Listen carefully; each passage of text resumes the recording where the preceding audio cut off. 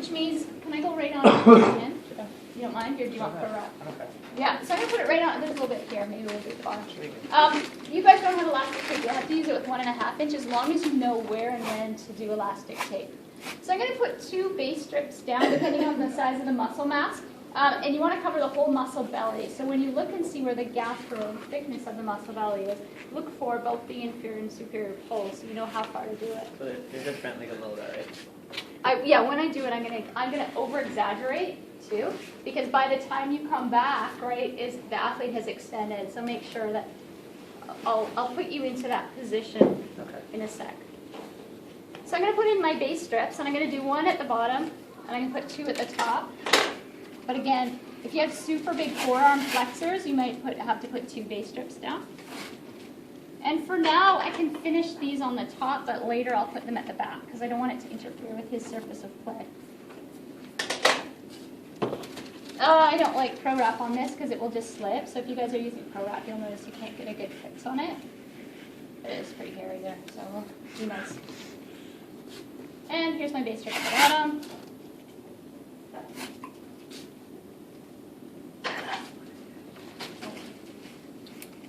And the idea of the base strip, right, is to form a nice anchor. So if we're going to create a fan between here and here, and it's going to splay out onto the fan, you might want to put 2 at the bottom.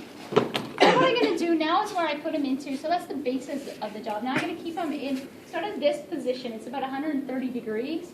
And I'm going to measure the first and middle portion of the fan. A fan has an uneven number of strips. It goes from base strip to base strip, but it has 3, 5, or 7 strips in one head. So I'm going to come to this nice surface here. So you can relax for a minute. And I'm going to build my fan over here. It's going to go like this. And the one after that is going to go the other way, and that's why it's always an uneven number. So I go this way. And I create an X, basically. Now there's a couple of things to watch for in your fans. Make sure that you don't leave a shadow, because the shadow will be a spot of weakness in the tape job. And also make sure that you're not mismeasuring these so that you've got some that are long and some that are short, because that will also pull apart, especially the first time they flex.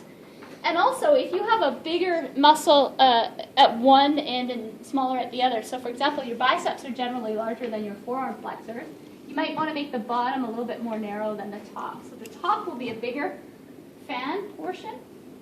And I always just make this one a little bit shorter because it's going to sort of fan like that. And then I might come more straight. Pull it. And see, there's my nice X. It should have this nice diamond middle to it. And then make sure that you put your athlete into the position you want them before you put it down. So there's my fan. And then I just anchor it all down with base strips again. And that's sort of all there is to it. Now, there's a couple of cosmetic things that you can do. One of the things is make sure that that you leave these to the back. So the openings here is what these are, these things. And the reason for that is because you're going to play on your anterior surface, so you don't want any of these tape bits that can be up on the upside, because they'll just be pulled as you start to play. They might roll down. So I finish them back here. And then I'll put another one here, top. And then the other thing you want to do is prevent that stickiness through the elbow space.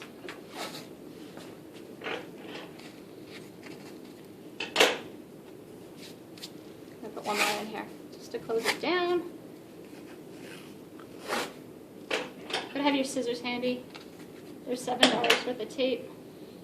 So what I do for that sticky space is I take a piece of just regular tape and I put it upside down so that the sticky part is up, and I stick it under here because then it's not sticking to his elbow every time he flexes, and then put it crisscross it like that.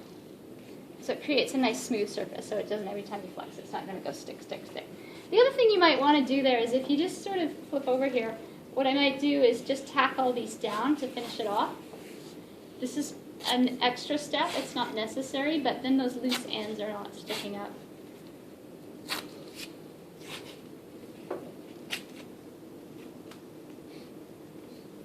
And that's it. It's a pretty easy tape job. Okay, so turn it over for us here. So I've got this sort of nice mesh at the back. I've got this protected. You can't now go into that motion. right? He can't go all the way to the extreme. He can extend it, but he can't hyperextend it. He can't go. Now, it's hard to get a good fix on somebody who's naturally hyperextending. You really have to exaggerate it and make sure that it's up like that. But he can full flexion, but just a little bit of restriction on that. Okay, that's all there is to it. Go try it.